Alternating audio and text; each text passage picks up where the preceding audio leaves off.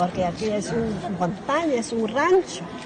Pero gracias a ustedes y gracias a Dios también que los niños, que lo que mandaron carta y lo que embolsaron las despensas. Estamos aquí desde el San José, el Paraíso, en Oaxaca, y estoy con Isabel Ignacio Juan, quien quedó atrapada debajo de esta vivienda. Finalmente logró salir y también nos cuenta que la gente de aquí les ofreció algo de ayuda. Sigue llegando la ayuda de muchas partes. Sí. A la gente de Mexicali, que ya sabe usted que ha traído un donativo hasta acá, ¿qué les dirá? Pues gracias a ellos también, que Dios les dé más y que Dios les bendiga, sobre todo, que les vaya bien, igual que tenga más salud. ¡Que viva Mexicali! ¡Vámonos hasta Oaxaca! ¡Adelante, corazones!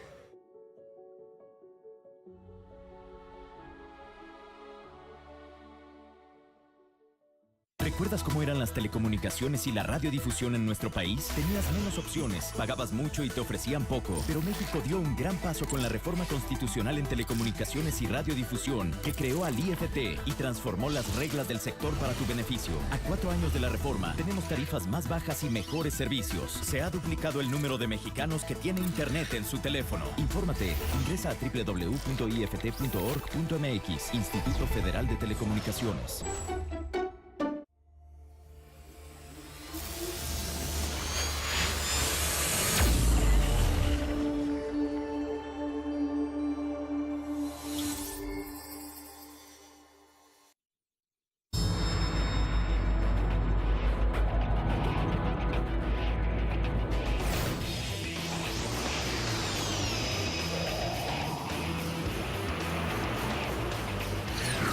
Hecho en Baja, un programa sobre lo que sucede en la industria de la región y el mundo, conducido por el experto en comercio exterior Enrique García Guerrero, Enrique Rovirosa y Jorge Vázquez, con nuevas secciones e invitados que tocarán temas económicos y experiencias que contribuyan en consolidar esta gran región.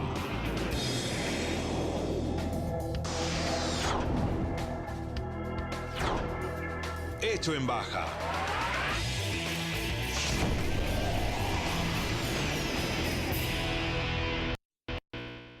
Estimado teleauditorio, bienvenidos a Hecho en Baja, el programa que la industria de exportación de Tijuana y Mexicali producen para usted. En esta ocasión vamos a tocar el tema de seguridad. Acompáñanos en Hecho en Baja.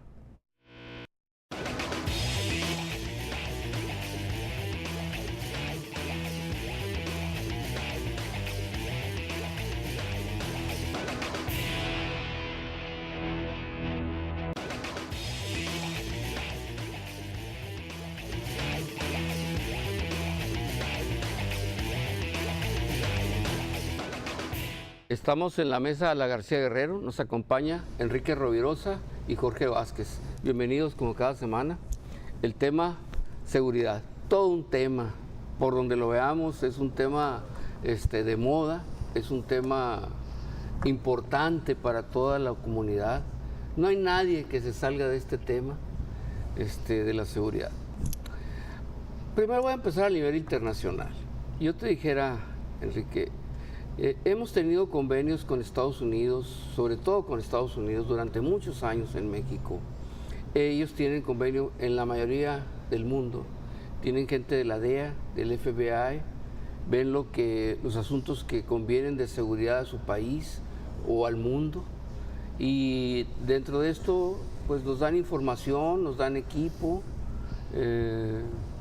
dinero, a veces nos lo recortan, a veces nos lo quitan, a veces no hay. Pero los convenios ahí están. Inclusive nosotros entregamos, un día antes de que entrara Trump, entregamos al Chapo Guzmán. El Chapo es dicen que nada que ver con Escobar, nada que ver con nadie. El Chapo es lo más grande que ha habido narcotráfico en el mundo. Tiene las conexiones con los narcotraficantes más importantes del orbe. El hombre que apareció en Forbes como empresario, entre los hombres más ricos del mundo. ¿Cómo ves esta relación internacional? Bueno, en general es común, ¿verdad?, entre todos los países tener cooperación para efectos de alguna manera mitigar o reducir los actos delictivos, no solamente en los países que son firmantes de estos acuerdos, sino también para evitar que de alguna manera haya lo que se denomina spillovers, ¿no? O sea, que haya una derrama de esa delincuencia de un determinado país hacia sus vecinos. En el caso concreto de México, de los acuerdos de México con Estados Unidos, esto es lo que se trata de hacer, de alguna manera mitigar los efectos de una delincuencia organizada en nuestro país en el de ellos, ¿no? Sabemos que durante años México fue y ha sido un lugar de tránsito de estupefacientes hacia los Estados Unidos y también productor de marihuana sobre todo y de amapola en últimos años, y por lo tanto a ellos les conviene que esa delincuencia organizada en nuestro país disminuya o incluso desaparezca, ¿no? Entonces para ello nos dan todos estos apoyos, tanto técnicos como monetarios y en especie, ¿no? Nos dan, llevan a mexicanos a sus respectivas escuelas y les dan entrenamiento de cómo hacer inteligencia, por ejemplo, para efectos de buscar las cabezas de esas organizaciones delictivas. Nos entregan equipo en helicópteros, tanto equipo aéreo como terrestre, y obviamente nos entregan también algunas cantidades importantes de recursos monetarios para efectos de poder equipar, por ejemplo, a las distintas organizaciones encargadas de combatir los delitos, ¿no? Entonces, pues esto es normal, digo, así como se da entre México y Estados Unidos, se da en Europa, se da en Asia y a su vez intercontinentes, ¿verdad? Jorge, la comunicación. Aquí la comunicación de la seguridad se vuelve muy importante porque de ahí viene la inteligencia, ¿no? Pero como que la comunicación en las escalas es donde permea. Yo veo, por ejemplo, a cierto nivel nada más es la comunicación más importante. Ya va bajando y los operativos, o sea, mucha gente no sabe ni a dónde va y va a operativos, etcétera, etcétera. Yo te dijera comunicación, inteligencia, esto, ¿dónde lo resumirías en un área tan importante como es esta, que se supone que es la inteligencia, que es lo más avanzado que tenemos? Pues sí, es una situación muy compleja, ¿no? Yo creo que están amarrados muchos cables, por así decirlo. Yo pienso que hemos trabajado mucho más, o que los medios están mucho más enfocados en transmitir situaciones de inseguridad, o sea, más hablando de lo que está pasando a nivel de inseguridad que de seguridad. O sea, hacemos más información, o hay más información alrededor, más comunicación alrededor de la inseguridad que de lo que pudiera ser un efecto positivo de seguridad y cómo educar o cómo convertir o cómo comunicar situaciones mucho más positivas al respecto, ¿no? Estamos muy influenciados de conceptos y lo que sucede realmente de inseguridad, y que eso hace que se generen diferentes efectos. Lo que sí creo que se tienen diferentes impactos en los grupos sociales o en las diferentes edades, y creo que aquí es donde se ha dejado de hacer bastante, en no tener la capacidad así como equipamos, ¿no? Como se equipa para poder tener una mejor seguridad, cómo podemos equiparnos en comunicar y fomentar las maneras cívicas de poder convivir, ¿no? Y creo que eso se ha fallado. Y creo que es complejo y que tendría que analizarse por estratos o por segmentos o por edades para saber exactamente los efectos negativos de todo el concepto de la inseguridad, ¿no? Muchas policías, ¿no? Que tenemos mucha gente, mucha policía.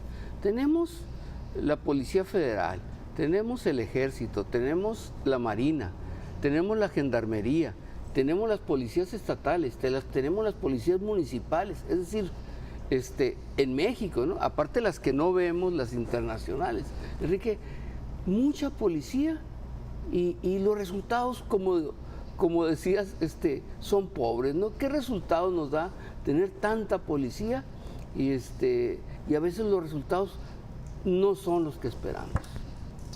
El problema de la inseguridad, como lo comentábamos antes del programa, tiene sus orígenes en distintos factores, tanto económicos como de tipo político, como de tipo social, como lo que se refiere a la capacidad del Estado para combatir la delincuencia organizada a través de los distintos cuerpos policíacos, la educación, etcétera, etcétera. Entonces, el aspecto de las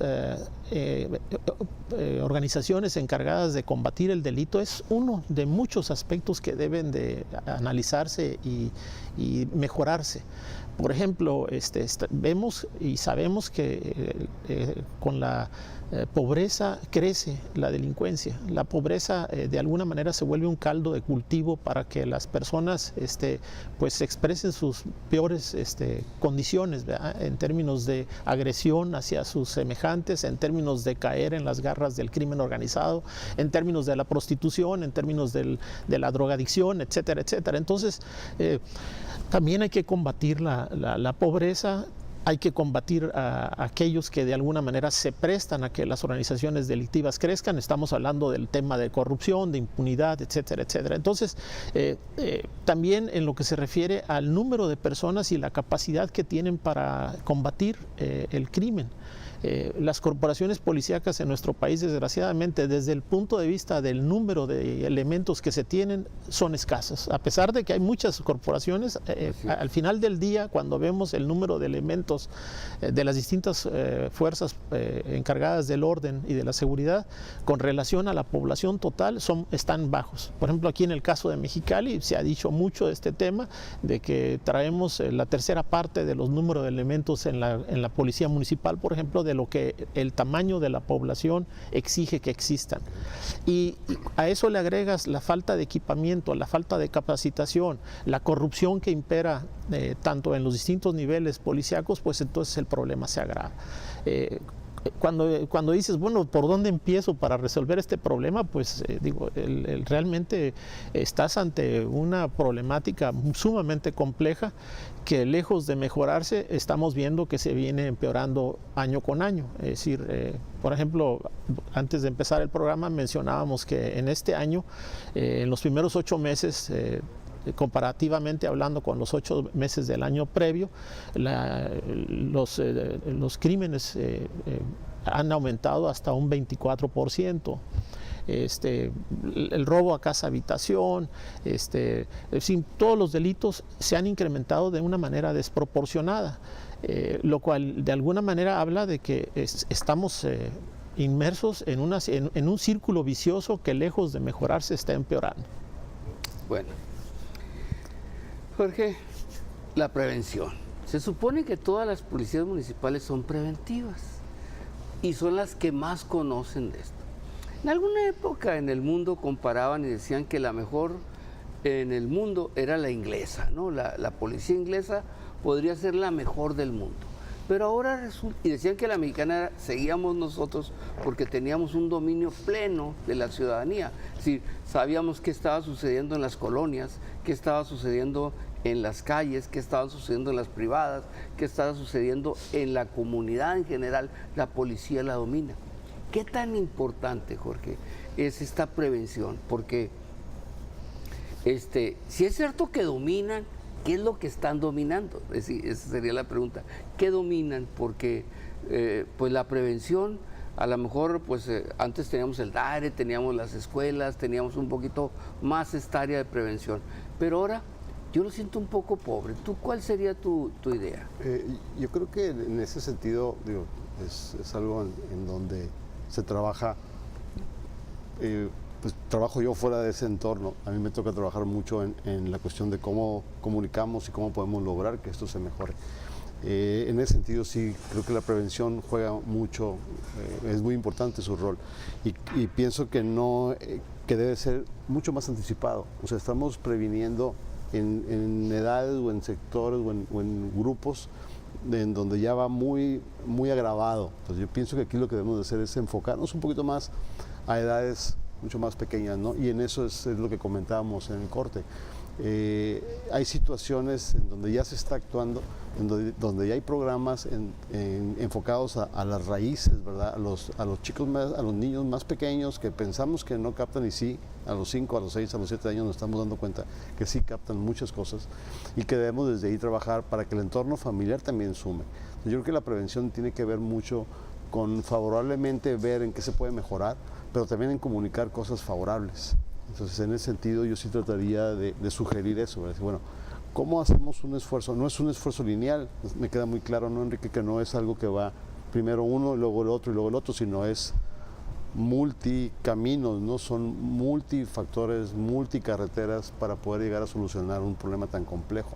Pero sí creo que una base importante es enfocarnos en la familia, en la casa, en los más pequeños y empezar a generar ahí otra forma de ver las cosas, otros atractivos, otros incentivos. Ahorita realmente ves pocos programas o pocas comunicaciones en donde incentives a dónde puedes llegar. Ves otros incentivos que se ven en programas violentos en donde sí dices, bueno, aquí puedo llegar. Y esa comunicación llega más rápido y más frecuente que la positiva.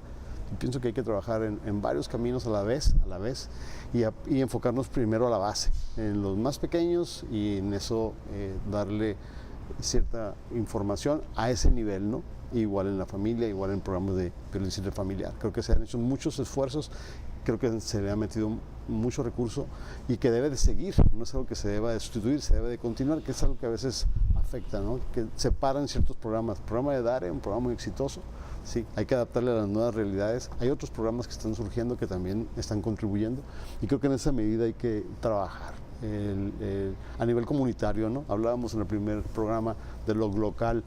Lo local, que es ver el efecto global, cómo aplica en nuestra comunidad, hacerlo exactamente en el problema de inseguridad, ¿no? ¿Qué está pasando en el mundo y qué podemos aterrizar favorablemente a nuestra región? Dicen que hace falta transparencia, dicen que hace falta una mejor regulación jurídica, que las leyes sean más severas. Nosotros tenemos ejemplos, pues, China. La inseguridad es mínima. O sea, ellos tienen de alguna manera la pena de muerte, un balazo en la cabeza, lo que sería para nosotros el fusilamiento. Eso lo tienen ellos. Cualquiera que pase los estándares que ellos consideran normales, no dan una prisión, los matan. Entonces la seguridad es excesivamente importante en donde hubo mucha hambre y mucha delincuencia, como fue en China. Y aquí en México, pues no hay pena de muerte, los mantenemos dentro de las cárceles pues son de alguna manera un caldo de cultivo para mucho delincuente que sigue operando y que siguen manejando. Además, la extorsión más grande viene de las cárceles. Es decir, ¿algún comentario? ¿Qué ves de esto? Yo te dijera, primero, si es esto de lo preventivo que hablaba Jorge, y luego, ¿dónde entra la ciudadanía? Porque aquí Enrique, de la ciudadanía, yo veo comités ciudadanos, veo la participación, pero en un momento dado, de lo que se planea y se organiza con lo que se trabaja, yo sí veo una diferencia.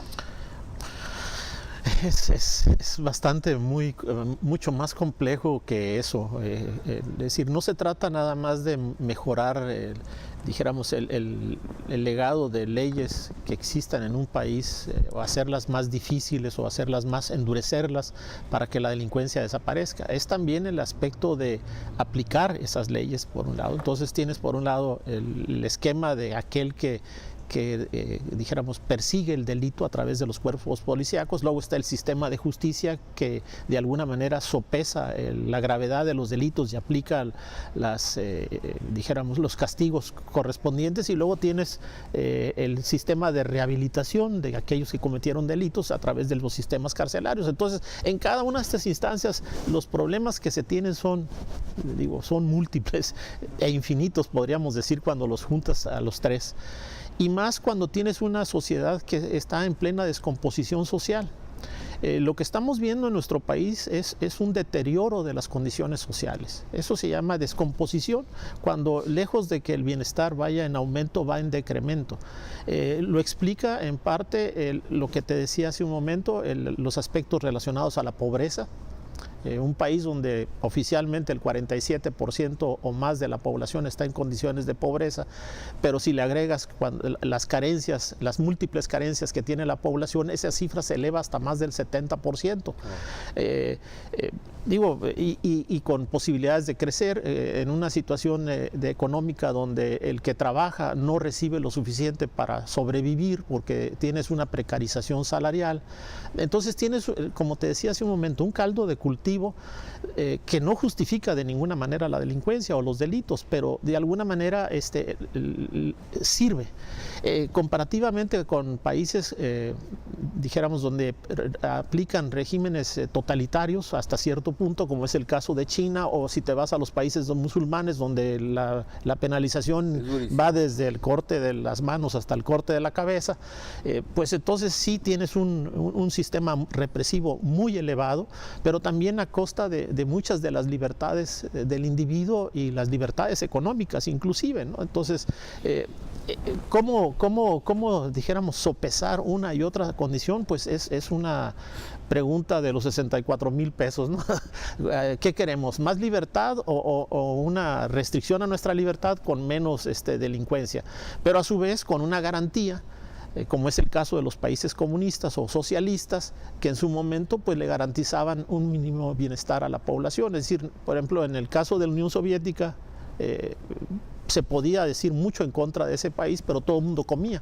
Todo el mundo tenía derecho a la educación, todo el mundo tenía derechos a servicios de salud mínimos, que ahorita, con la liberalización económica y con la desaparición de esos países, de esa unión de repúblicas soviéticas socialistas y la conversión a países, dijéramos, independientes, pues estás viendo nuevamente grandes avances en cuestiones de pobreza, ¿no? Gente en la calle, sin alimentos, sin educación, sin oportunidades dijéramos, de salud, etcétera, etcétera. Entonces, es una lucha constante de una sociedad que debe de preguntarse, bueno, ¿qué es lo que queremos? Y eso es precisamente lo que hace falta en nuestro país. Porque, por ejemplo, si tú te fijas en los últimos años, en las últimas administraciones, en las dos presidenciales, vemos que la cantidad de recursos destinados al tema de seguridad se incrementó a la quíntuple, pues por 5 veces o más. Y no obstante, las condiciones de seguridad han ido en caída libre, ¿no? Entonces, bueno, ¿qué ha pasado? Se ha reformado el sistema de justicia, traemos uno nuevo que ahorita pues muchos ponen en tela de juicio porque no está funcionando como debiera. La gente se está quejando que a los delincuentes los dejan libres a través de este nuevo sistema donde puedes bajo fianza salir a pesar de haber cometido un delito grave. En fin, una serie de situaciones que nos llevan a decir, en el caso de tu servidor, de que no se están atacando los problemas de la seguridad como debieran, porque no puedes exclusivamente irte por el lado de las corporaciones policíacas o mejorar el sistema de justicia o aplicar mejores leyes. Tienes que ver el conjunto de variables que están afectando el comportamiento social. Empleo, pobreza, educación, religión, valores morales, corrupción, impunidad, es todo, ¿verdad? Es decir, yo siempre he dicho, ¿cómo le puedes exigir a un policía que no robe cuando está viendo que todos los que están arriba, y no voy a decir nombres ni cargos, pues se están volviendo millonarios de la noche a la mañana? Cosa que es una cosa vista por todos. Ser político en este país es una constancia y una garantía de volverte millonario, ¿no? Entonces, ¿cómo esperas que la gente de abajo no haga lo mínimo para tener una mejor condición, ¿no? Ok. Hay gente que lucha mucho con derechos humanos. Se han creado asociaciones mundiales en este sentido, porque para ayudar y dar, de alguna manera, proteger a la ciudadanía desde una asociación que vigile y cuide a las personas. Pero resulta que los derechos humanos, Jorge, desde tu propia casa o desde el seno familiar se vuelven un problema, pues porque pues papá corrige a la antigüita y mamá corrige como ella cree, y donde hay mamá y papá, porque es mamá soltera, entonces de alguna manera, o papá, porque ahora también se usa que le dejan los hijos al papá y son papá y mamá. Bueno, entonces hay casos ahí especiales de comunicación, Jorge, que también ahí empiezan los problemas. Empiezan, y no como una comunicación hablada, que sería importante la oral, pero el ejemplo, Jorge, que ves, pues los hijos no ven mucho a sus padres porque pues todos los días trabajan los papás, no hay una hora de comida familiar como se utilizaba, el papá y la mamá están fuera, salen los hijos de la escuela y van a un entorno que no corresponde. Es decir, ¿cómo ves todo esto de los problemas internos, los derechos humanos? Danos un poquito de esta idea. Pues yo sigo en el tema de que es muy complejo, ¿verdad? Que es muy complejo, y sí, la situación económica, totalmente de acuerdo con lo que comenta Enrique. No está, pues están fuera los dos de casa, entonces dejas en un entorno libre lo que pueda pasar. Yo creo que ese es un punto económico, como lo comenta Enrique, no es algo que es difícil poderlo solucionar ante una economía como esta. La parte de justicia, a mí sí, ese punto creo que ha sido clave. Se lanzó un producto o un proyecto que realmente se veía muy atractivo, iba a solucionar una cantidad de situaciones, pero no estaba bien estructurado, bien preparado, y ha fallado. ¿Sí? Entonces yo pienso, por ejemplo, el sistema de justicia, a nosotros nos tocó participar en el lanzamiento de las comunicaciones iniciales cuando esto iba a lanzarse, y en el momento que teníamos preparado todo para hacer una presentación ante la sociedad, sucedieron dos situaciones en la ciudad que echaron a perder todo lo que decía el sistema. Mientras por un lado decíamos lo benevolente que era, estaban pasando algo en nuestra comunidad que estaban echando para atrás todo ese esfuerzo. Entonces yo creo que es algo que realmente no hemos podido, es evidente que no hemos podido solucionar, pero a la vez tiene demasiadas vertientes, o sea, es demasiado en los puntos, los que están vigilando que se cumplan y que se cumpla con los derechos humanos, pues son muchas organizaciones, algunas han tenido mucho éxito, otras no, creo que son las menos las que han tenido éxito. Entonces, ¿cómo hacemos ese como tejido social en donde puedas tener todo esto en una buena línea? Y creo que ahí Enrique acaba de comentarlo. Es un problema de descomposición que realmente se ve difícil cómo solucionarlo. Mi punto sería, vamos empezando por nuestras zonas, o sea, vamos empezando desde la base, haciéndolos pequeños, y desde lo pequeño empezar a crecer en lugar de tratar de cubrir toda una sombrillota cuando abajo de la base. Entonces sí, yo buscaría más, sugeriría más ese tipo de situaciones, no enfocarnos más en las casas, en la situación de las personas, a quién se les dejan sus dedos. No hay realmente un soporte para muchos niveles socioeconómicos que trabajan, ¿verdad? Que digas, bueno, lo puedo dejar aquí, lo puedo dejar acá. Las guarderías que cumplen una buena función, pues también hacen su labor desde ahí, pero una vez que salen de ahí los hijos o los bebés, pues ¿qué siguen, no? Entonces, ¿con quién se quedan, no? ¿En dónde salen? Yo pienso que es muy complejo. Sí, creo que no es una situación que se va a arreglar en el corto plazo, pero tampoco podemos dejar de hacer lo que estamos haciendo. Creo que tenemos esa responsabilidad nosotros y aprovechar la tecnología. Creo que las redes y todo, como pueden funcionar en contra, también pueden ser favorables, también podemos aprovecharlo y ser favorables. Entonces creo que el punto sería ese, ¿no? Cómo aterrizamos al mínimo que es nuestra ciudad, o nuestra colonia, o nuestra casa, o nuestra cuadra, y desde ahí empezar a hacer todo ese tejimiento de ser más solidarios y más comunicados en lo que pasa, ¿no? Cómo podemos ayudar. Somos una sociedad que nos fijamos mucho en el vecino. ¿Sí? Si él hace algo, si compró carro, ya quieres comprar carro. Si está construyendo, ya quieres construir tú. Bueno, vamos haciendo lo bueno, ¿no? Vamos viendo qué está haciendo favorable a nivel familiar para poderlo replicar también en ese sentido. Ok. Cuando entró Calderón, lo primero que mandó a hacer es la guerra al narcotráfico en Michoacán. Cuando entró Calderón. Y en este momento, Calderón, duraron los 6 años, llevamos 5 con Peña Nieto, y sigue Michoacán con problemas tremendos. Y si vamos a estados que tienen problemas, estamos con Guerrero, estamos con Oaxaca, estamos con Tamaulipas, estamos con Veracruz, estamos con Jalisco, estamos con Sinaloa, estamos etcétera, etcétera, ¿no?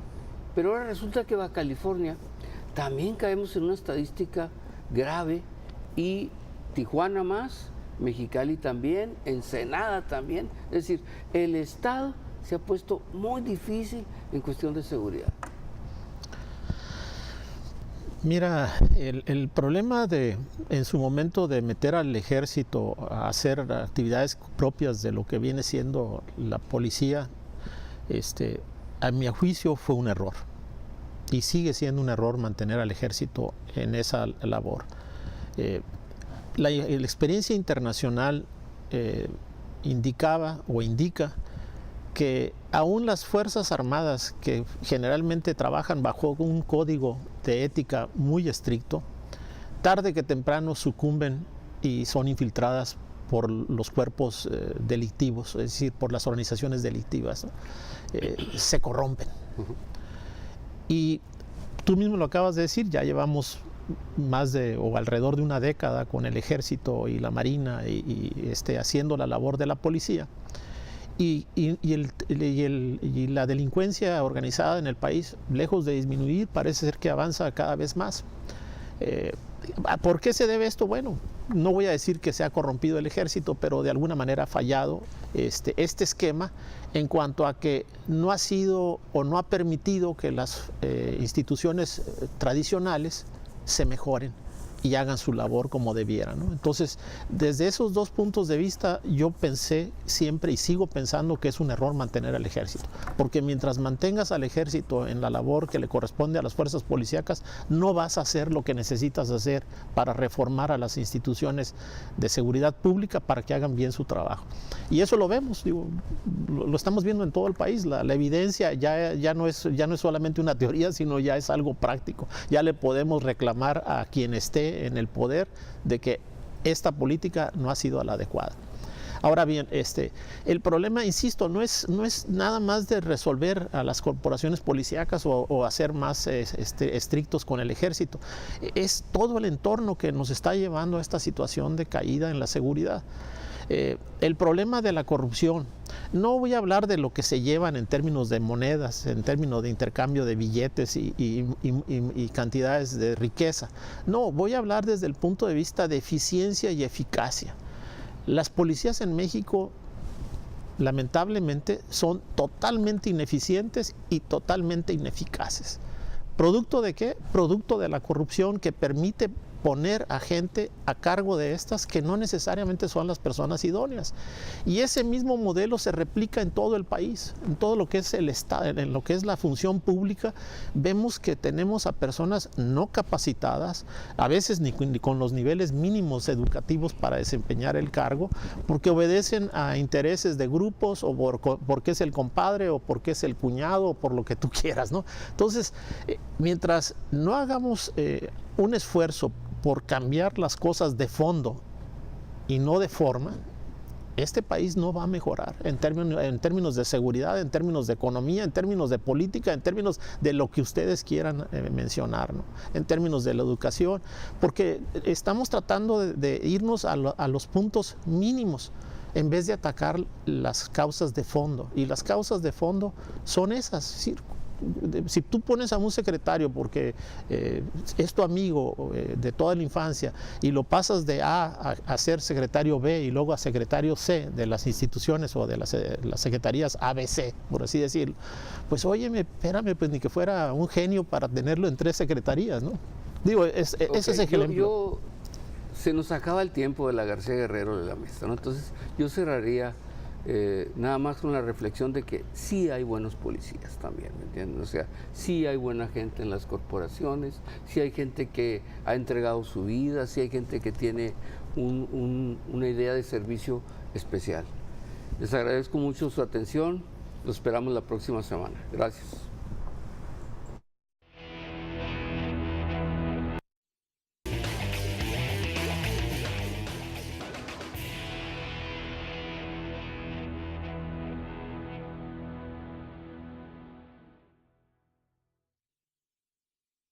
Lo tienes que saber. Todo lo que subas lo pueden compartir, tus datos valen. Que saber. Todo lo que digas lo van a repetir, tus datos valen.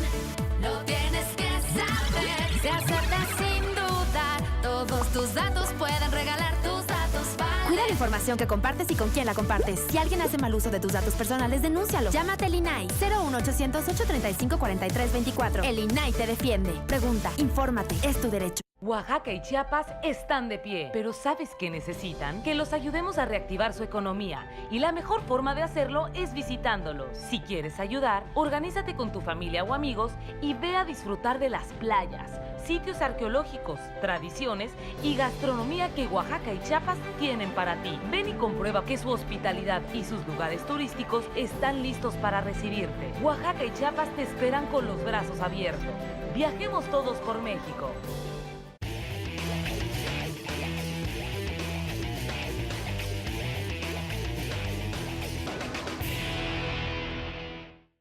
Estamos en el segmento Transforma, un segmento que nuestros invitados especiales son la gente que ha transformado nuestra vida en Mexicali, en Baja California.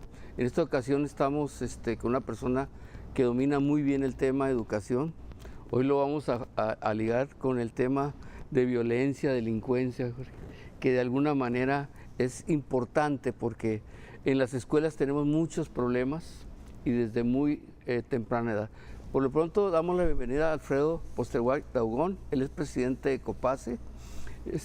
Bienvenido, como siempre. Muchas gracias, Enrique, por tenerme aquí como invitado. Bueno, todo un tema. La violencia, primero yo te dijera, ¿qué principio es la educación? ¿Cómo entenderías esa palabra tan chiquita que se llama educación? Y tan impactante. Y tan impactante. ¿Cuál sería una definición para ti? Bueno, definitivamente la educación es realmente formar a las personas en valores y en competencias para que dentro de su libertad individual y su dignidad que tiene cada persona pueda desarrollar para el bien ser de él, de su familia y de su comunidad. Fíjate que esto de la violencia y la educación viene muy ligado desde la familia. Sí. Viene con un problema familiar que empieza con la cuestión de violencia que oyen verbal en su casa, con la cuestión de violencia física también. Algunas veces que los hombres abusan pegándole a las mujeres y otras las mujeres a los hombres, déjame decirte, porque he visto por ahí también que hay mujeres muy bravas, ¿no? Que tienen lo suyo. Sí. Y también entre los hijos hay alguno que es de alguna manera el más violento y de repente golpea hasta las mismas hermanas. Pero si hay un problema doméstico en la familia mexicana de violencia, ¿no? ¿Cómo lo podrías tú comentar? Mira, yo creo que me puedo referir a un libro que escribió Javier Rojas que se llama El hombre light y se refería precisamente a esta pérdida de valores, esta disfuncionalidad de nuestra sociedad en conjunto, precisamente porque la familia hoy tiene otras prioridades que las que tenían nuestros padres, nosotros y nuestros hijos, donde emerge una persona atrapada por el materialismo, el consumismo, la permisividad, etcétera, que antes no lo veías. ¿Por qué? Porque la familia era fuerte, era unida. Hay datos que te asombran lo que hay ahorita en la sociedad. Mira, hay un estudio, por ejemplo, TALIS de la OCDE, de 11 países evaluados. Los jóvenes de secundaria o niños jóvenes de secundaria, México resultó con los alumnos más indisciplinados y violentos. Pero no son ellos en un momento dado, ellos lo manifiestan, pero es que traen una mala preparación, mala educación en casa, como primera escuela de virtudes y valores, que tenemos que volverlo a subrayar, la obligación primaria trascendente son de los padres de familia para la educación y no dejárselo al sistema oficial. Ahora, se complica con un sistema educativo que debe ser complementario a esas virtudes y valores que les enseñan las matemáticas, las ciencias, todas las competencias que requiere un individuo para salir adelante, que también se ha perdido. Esa esencia que antes los padres de familia y los maestros trabajaban juntos por la educación de sus hijos y de sus alumnos, se están perdiendo. Entonces, eso viene a complicar nuestra sociedad, porque también allá hay un nuevo agente que hace 25 años no teníamos. ¿A qué me refiero? A los medios de comunicación. En lugar de ayudar o cumplir con una responsabilidad social formativa, están fomentando la gran mayoría en ciertos antivalores. Entonces, pues no nos extrañe que ahora tengamos tanta violencia y tanta indisciplina en nuestra sociedad si estamos maleducando a nuestros hijos y futuros ciudadanos, ¿no? Hay un tema de desigualdades en todo esto. ¿Sí? Es decir, tenemos las escuelas particulares desde el kinder y tenemos las escuelas hasta las universidades particulares y tenemos las públicas. Y te encuentras una gran diferencia social en estas escuelas. Y dicen que desde ahí entramos en problemas porque ya la clase social de una escuela particular con la privada es notoria, ¿no? Y de repente la formación y la educación van por dos vertientes muy diferentes que también en un momento dado la pública tiende más a la violencia, sobre todo los que fracasan en la educación y de alguna manera la gente bien o la gente de una clase social bien también es otro tipo de violencia porque son los choques, es el alcoholismo, es la drogadicción y por este lado en las públicas entra el pandillerismo, etcétera, etcétera. Todo un tema esto de las desigualdades. ¿Qué piensas de ello? Pues mira, yo creo que tenemos que volver a la familia, porque sí hay familias con alta marginación, pero esas mismas familias pueden propensar y educar a sus hijos en valores. Como a la inversa, puede haber familias con una situación o un nivel de poca marginación o de altos estatus y no los forman en familia. Y puede haber delitos los más comunes que vemos en las calles, como pueden ser delitos también de cuello blanco, porque hemos visto muchos de estratos de nivel alto. O sea, a lo que me quiero referir es que la violencia o la ilegalidad, los actos, no solo vienen de la gente marginada, hay más probabilidades que vengan de ahí. Pero es que estamos perdiendo la pelea por formar a nuestros hijos en los hogares, sea con marginación o sin marginación. Esta descomposición social a la que me refiero es que nuestra familia está disfuncionando. Mira, te doy otro dato, aquí en Baja California.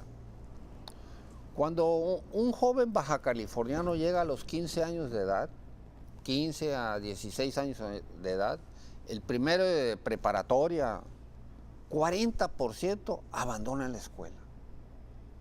¿Dónde se nos van esos jóvenes? A la calle, al trabajo informal. ¿En secundaria, preparatoria? Entre primero de preparatoria, vamos a ponerle en promedio. Tercero de secundaria, primero de preparatoria. ¿A dónde se nos va ese 40? Son miles de jóvenes que truncaron sus estudios y van a truncar sus vidas. Y muchos de ellos, no digo que todos, pues están propensos a caer en las garras de la delincuencia, en el uso y abuso de las drogas, que también te trae otro efecto de la delincuencia. O sea, como sistema oficial de educación y como padres de familia, es un entorno muy complejo que tenemos que aceptarlo en primer lugar y retomar los valores básicos que hemos perdido los padres de familia, los maestros, las autoridades, los políticos, todos los que estamos inmersos en esta sociedad, en que tenemos que regresar con la ética, los valores que tanto hace falta en nuestra sociedad. A ver si estamos de acuerdo. La educación puede ser la transmisión generacional del saber. ¿Ok? ¿Podría ser alguna, Sí, claro. alguna cuestión así? Sí. Ok. Pero fíjate que en esta transmisión del saber, de repente, pues si nos vamos a los siglos en los que los reyes traían a sus asesores o a sus sabios junto a él para que les dieran, hasta este momento, ¿te fijas cómo hemos entrado en las últimas décadas en problemas muy graves en esta transmisión del saber? Es decir, yo me fijo ahorita, y nos lo explicarás tú mejor que lo entiendes, cómo lo que nosotros aprendimos era lo obsoleto y tuvimos que volver a lo obsoleto. ¿Por qué? Porque no hay, Alfredo, en alguna manera algo nuevo que nos ayude en esta nueva educación. Es decir, la quisimos avanzar mucho en lo sexual, en esto, en lo otro, nos fuimos muy rápido. Y de repente entramos en problemas con que esta transmisión no es la correcta del saber. Sí, definitivamente. O sea, esa descomposición viene precisamente como efecto y causa a la misma vez de los problemas que tenemos hoy, precisamente de lo que estás mencionando. Nos desviamos de eso. Y ahora se multiplica en una forma, pues hasta cierto punto perversa, por la misma tecnología que traemos hoy. La comunicación de hoy es de segundos. Antes la comunicación era más humana, más sensible. No estoy en contra de la tecnología. Lo que pasa es que ahora la tecnología se está desviando, no también para la formación, sino para la degeneración y degradación, ¿no?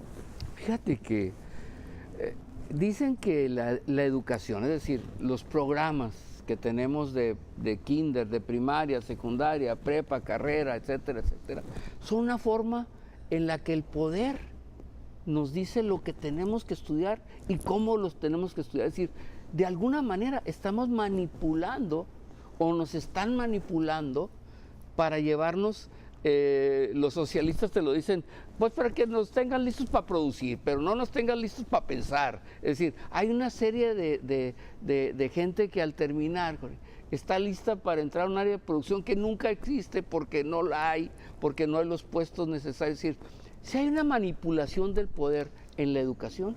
Sí hay, pero también tengo que ser honesto que con el nuevo modelo presentado por la Secretaría de Educación Pública, un principio básico que viene es aprender para aprender. ¿Qué quiere decir?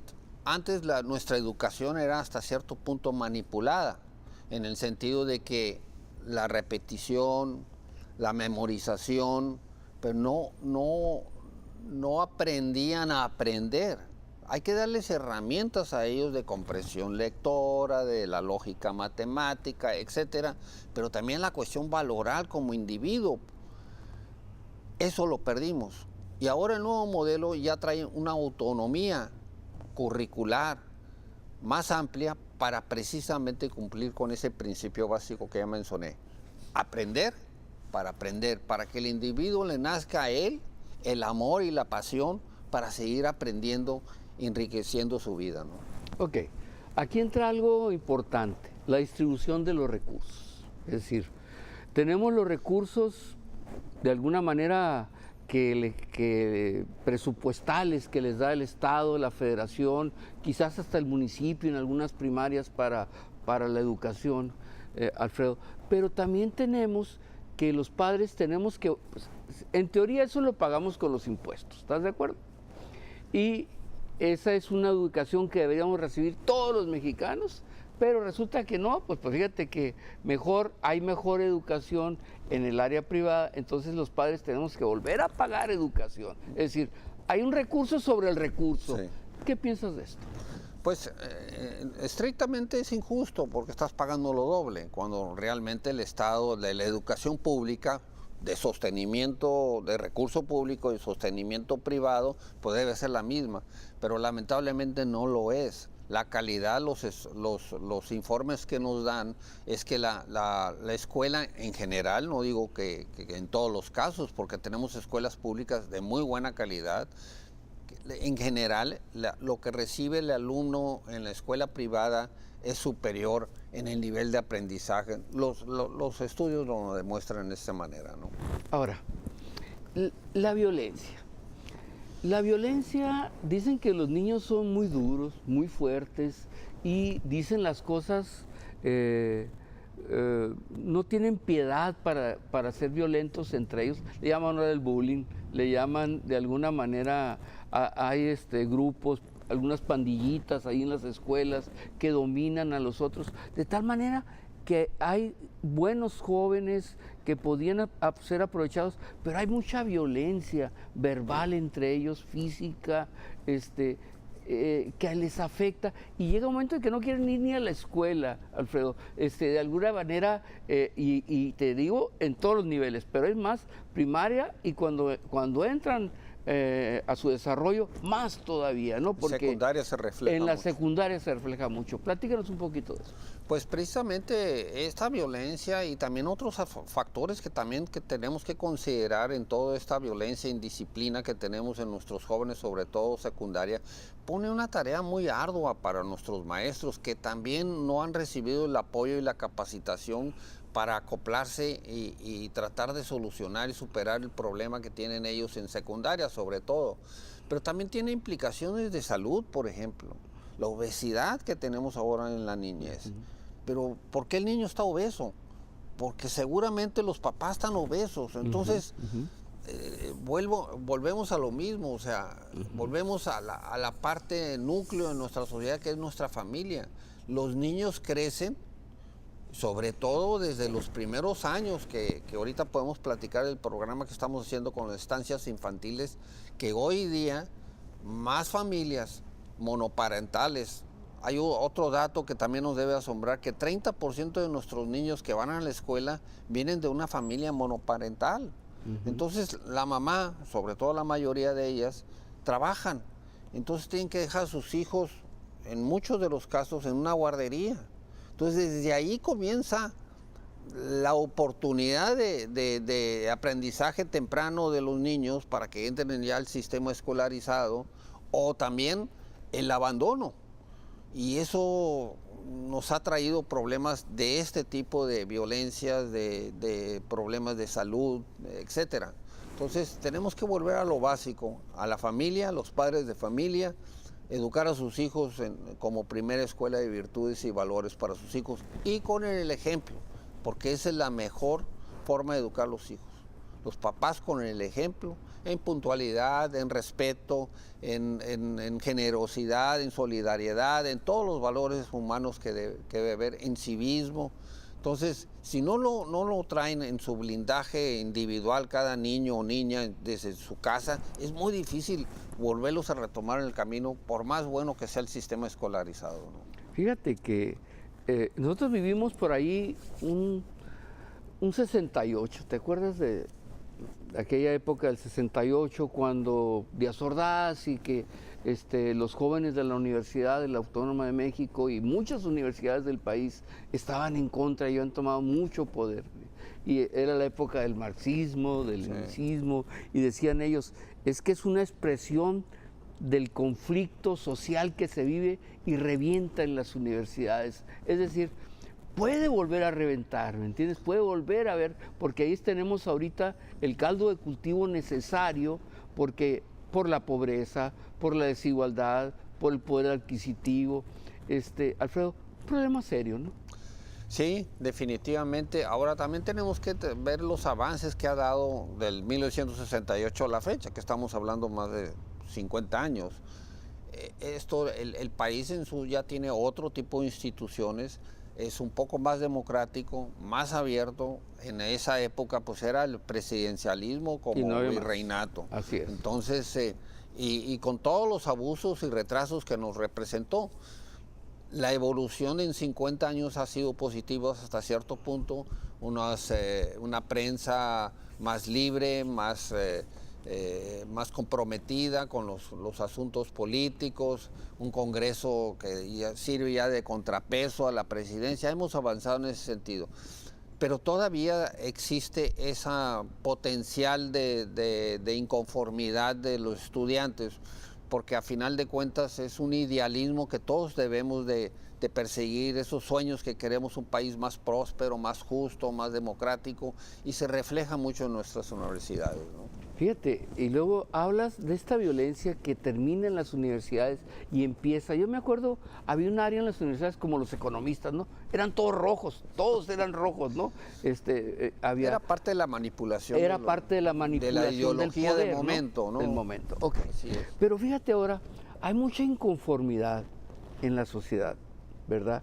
Que también en las universidades, nosotros no lo percibimos porque a lo mejor no tenemos el contacto con ellos en el día a día, ¿no? Pero yo estaba leyendo que pues ahora son golpes de Estado, son guerras, ¿no? Ahora son revoluciones y toda esta violencia mucho se ha germinado en las escuelas, ¿no? Y en cualquier nivel, porque ellos están conscientes de los problemas, porque platican de los problemas que hay en su casa con sus compañeros y con esto. Es decir, esta convivencia social, y como ahora es más fuerte en las redes, es más fuerte y ellos están juntos, se puede decir las 24 horas, sí, las 24 horas están con todo el mundo, con el WhatsApp y con etcétera, etcétera. Es decir, sí es importante también para el gobierno tener un control sobre las escuelas y la conciencia que está tomando la gente es muy importante, ¿no? Sí, definitivamente nuestro sistema educativo nacional pues fue secuestrado por 25 años por intereses políticos en México, cuando otras naciones le dieron la abertura y se concentraron en el interés educativo, precisamente porque con visión de largo plazo sabían que en una generación iban a poder desarrollar una sociedad mucho más competitiva, más justa, más democrática. México se concentró en este poder monopartidista, esa simbiosis atípica entre el sindicato y el interés político por 25 años y que hasta ahora el presidente Peña Nieto y las fuerzas políticas de este país hicieron una reforma constitucional, aprobaron unas nuevas leyes, una reforma estructural de nuestro sistema de tipo laboral, administrativa, pedagógica, pero este cambio por sí solo no va a cambiar la realidad de nuestro país, va a cambiar la realidad del país cuando realmente en cada estado hagamos nuestro propio proyecto educativo en valores, en competencias, etcétera, para poderlo entonces avanzar en una generación, el país, 25, 30 años, en que podemos darle la vuelta y revertir estas tendencias negativas que tenemos en cuanto a la calidad de la educación. La educación cambia el orden social. Definitivamente.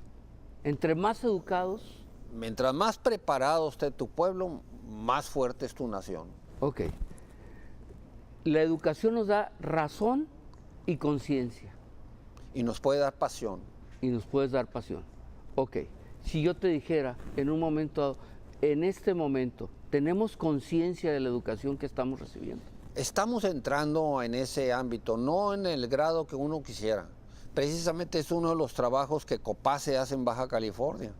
Estar conscientes de la problemática que tenemos, pero también estar conscientes que tenemos la gran oportunidad de dar un gran salto a la calidad, con líneas concretas, efectivas, medibles, con nuestra autoridad. La sociedad por sí sola no puede, salvo la parte de lo que nos toca como padres de familia en el hogar, que es muy importante, porque sin eso no va a haber reforma educativa. Pero también la que le toca a la autoridad, al gobierno y al sector privado para educar a los niños también es importante. Entonces, tenemos que estar conscientes primero de la problemática, no para buscar culpables, sino para buscar soluciones. Entonces, tenemos que hacer esta simbiosis, esta sinergia con nuestro gobierno y plantearnos programas, proyectos de largo plazo y no desviarnos con una movilidad política que siempre nos afecta. Yo pienso que para que haya aprendizaje debe haber gente intelectual, gente que en un momento dado sepa, domine sus temas. ¿Hay intelectualidad dentro de los maestros de México, dentro de los maestros de Baja California? Sí, sí los hay, no diríamos que todos. Si evalúas de acuerdo a pruebas estandarizadas a nuestros maestros, el primer contingente que se evaluó aquí en Baja California, maestros en servicio, cerca de 3.300 maestros en servicio, el 10% salió con nota excelente. Y otro 30, 40% salieron bien evaluados. Hay que trabajar con el otro 50%.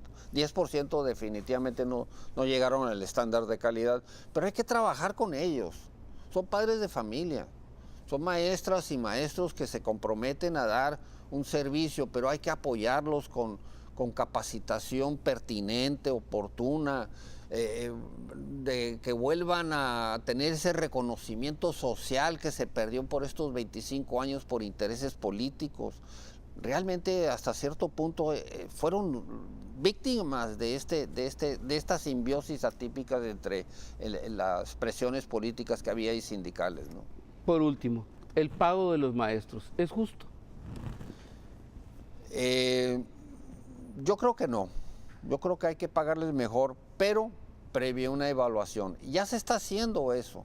Los maestros que salieron con notas excelentes tuvieron un incremento de 35%. Y si vuelven a salir con otra nota de excelencia, ¿verdad?, pueden tener otro 35%. Entonces ya están los parámetros para poderles pagar mejor, pero va a tener que ser en base al mérito personal y al nivel de desempeño que demuestre individualmente cada maestro. Ahí están las reglas y ya se están pagando. Hay que estimularlos para que lleguen a eso, ¿no? Alfredo Posteguay Duaugón, a nombre de la industria de exportación de Tijuana y Mexicali y Transforma, gracias por acompañarnos. Muchas gracias a ti, Enrique, y gracias a tu audiencia. Gracias a todos.